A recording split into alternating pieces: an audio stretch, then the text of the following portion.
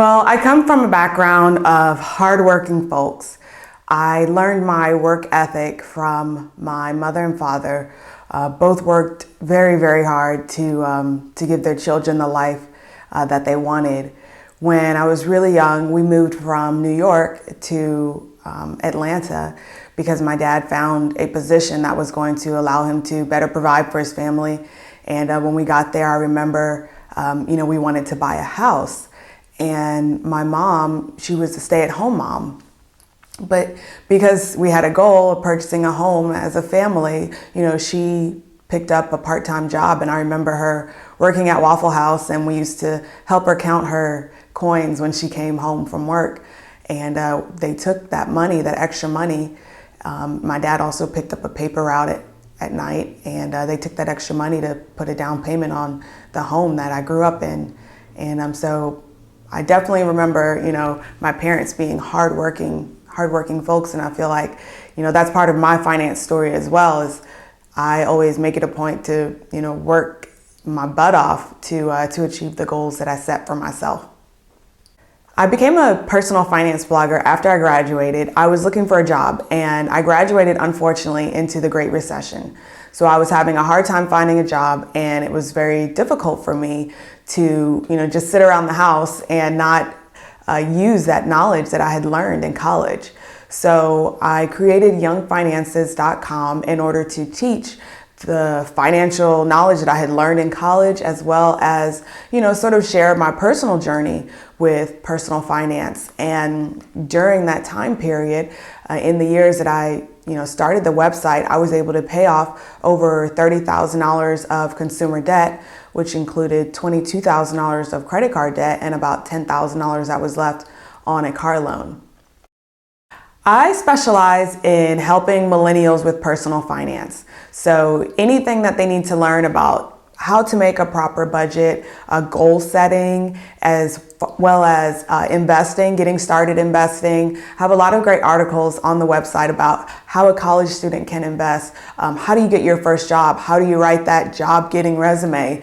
All of those things. That's my area of expertise, is just helping millennials and those recently graduated from college to get their career started and get on the right footing towards financial success. I first started investing when I was about 18 years old. I opened my first Roth IRA, and I started buying and selling stocks. I would purchase the stocks that I saw being talked about on the news. So anytime they talked about a stock, I would go and sort of do what I call research, and I would purchase a stock.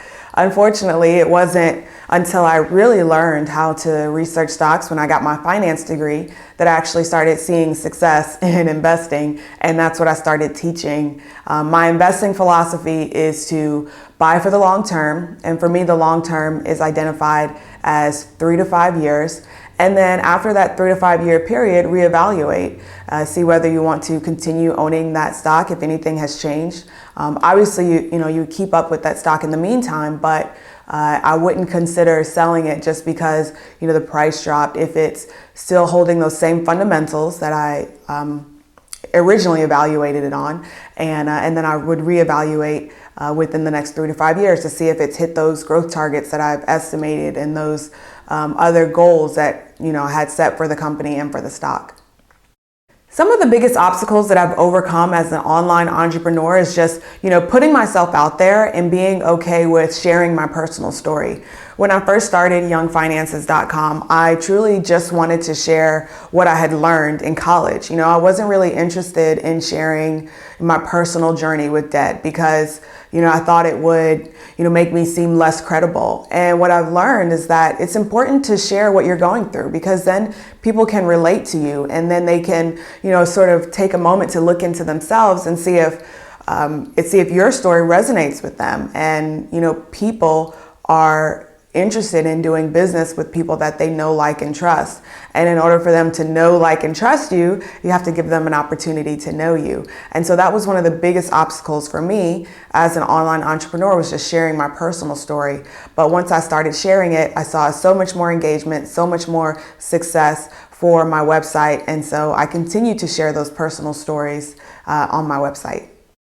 A few of my best financial recommendations involve saving more money, spending less money, and making more money. So there are 3 parts to becoming a financial success. I say that, you should budget, which is have an idea of what's going out the door and what's coming in the door.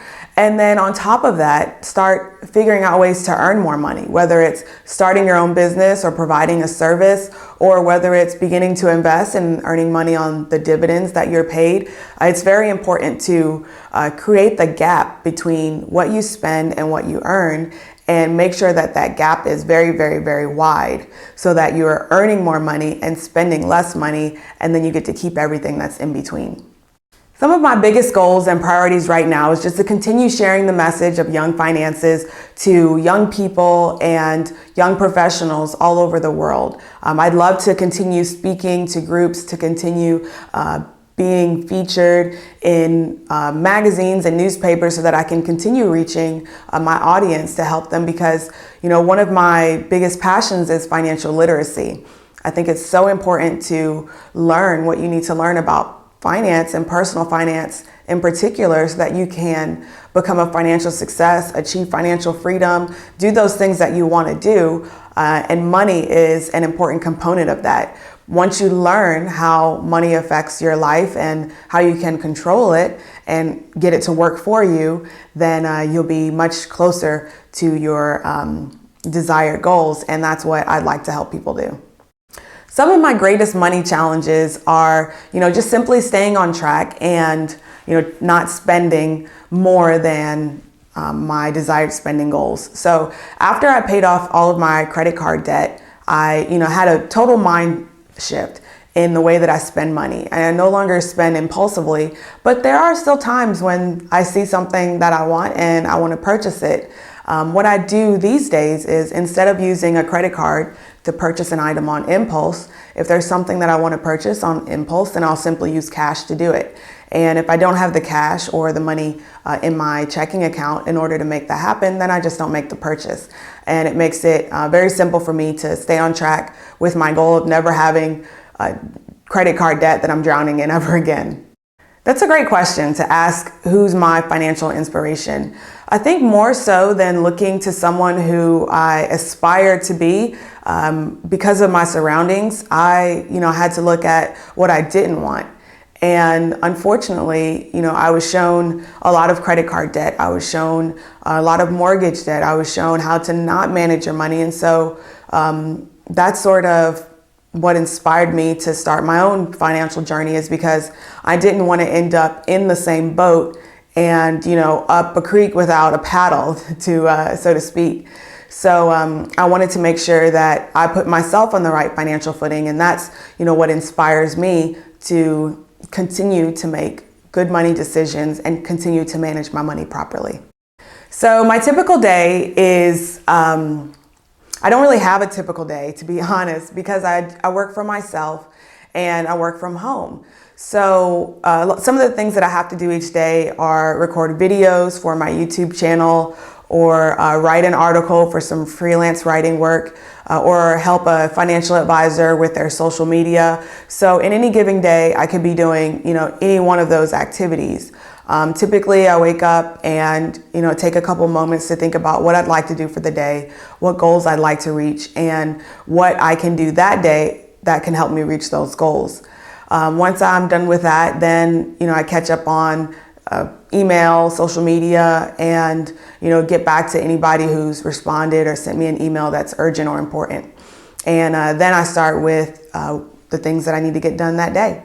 I usually take a break in the middle of the day to work out and go to my CrossFit class. I've been enjoying that lately.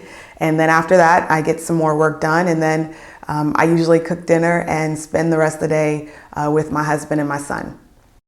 One of my best lifestyle hacks for managing time and productivity involves goal setting and list writing. So I'm a big person on writing lists and just keeping track of the things that I'd like to accomplish. In order to make sure that I stay productive, I try not to put too much on my to-do list. Instead, I have a master list of things that I would continually add to. And then I choose for the week or for the month 1 or 2 things that I'd like to focus on. And if I have to break that down into smaller goals, then I go ahead and do that. And then I focus on achieving those smaller goals. So for example, if I have a course that I'd like to create? Well, I start with, the total goal of creating the course and everything that it's going to involve, and create a to-do list for everything that would be involved in creating that course. And then I take a small piece of that, like, for example, recording the videos that go along with the course.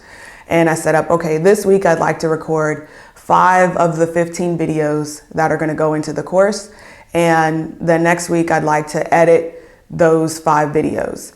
And if throughout the week I'm going and I realize that it's going to take me a little bit longer to record or edit, then I sort of adjust accordingly so that I'm never overwhelmed by my to-do list, but that I continue taking action on those things that I want to get done. And that's how I continue towards my goals. So my advice to my millennial peers goes a little bit like this. You're hearing a lot in the news about millennials, and they say we're lazy, that we're entitled, that we're self-absorbed. As a millennial myself, I know that this simply isn't true.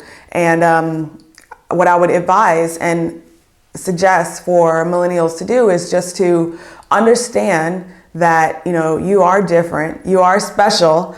And that is, what makes us so unique as millennials is that, we're coming into a time where we have all this information at our fingertips and we want to make things happen. We don't want to go about it the slow way or, what we feel is not efficient.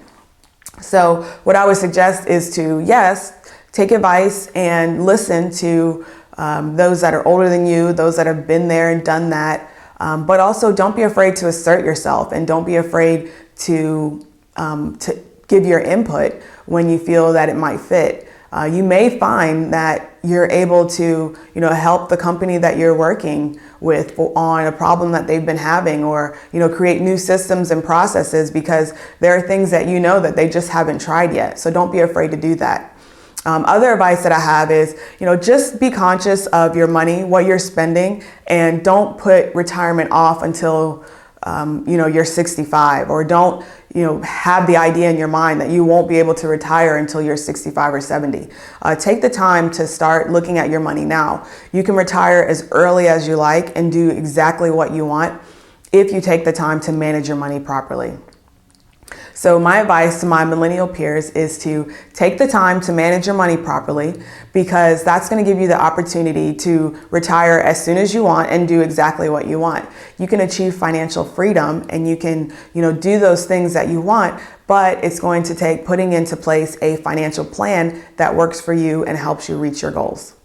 Thank you, Barbara, so much for interviewing me for this Personal Finance Luminary series. I wish you all the best and luck and success. And I hope that I have helped you impart the message to millennials that they can budget, invest, and achieve success if they truly want to.